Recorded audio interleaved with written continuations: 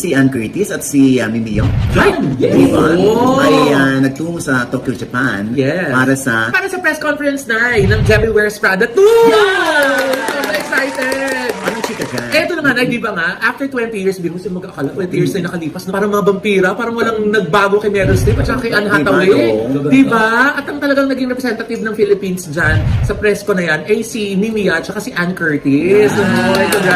Di ba? Bukod sa nakanood sila nung clip nung film at naka-attend ng event, ay nagkaroon pa sila ng pagkakataon na makaharap for an interview. Si Meryl at saka si Anne. My God.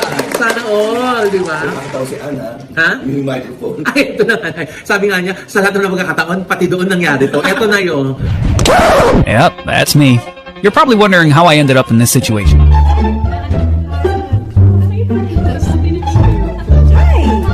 Alan, it's nice to meet you.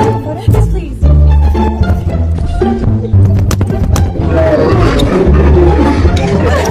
Sorry. I'm so sorry.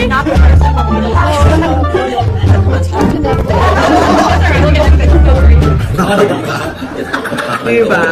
Nakakaliw si Hindi, Anne. sobrang na-tense siguro si Anna. Pressure din, di ba? Mahalata mo yun sa boses niya habang tinatanong niya yung dalawa. At saka di ba marami siya mga ganyan mga wow-mali moments even sa Showtime. Nabitbit pa niya hanggang sa Tokyo. Diba? Pero di ba, naaliw sa kanya si Meryl Streep at si Anne Hathaway. Correct. Diba? Oo. Kaya nakakatuwa, no? Pati si Mimi yan, nabagyan ng pagkakataon na ma-interview kahit 2-3 sets of questions. Yes.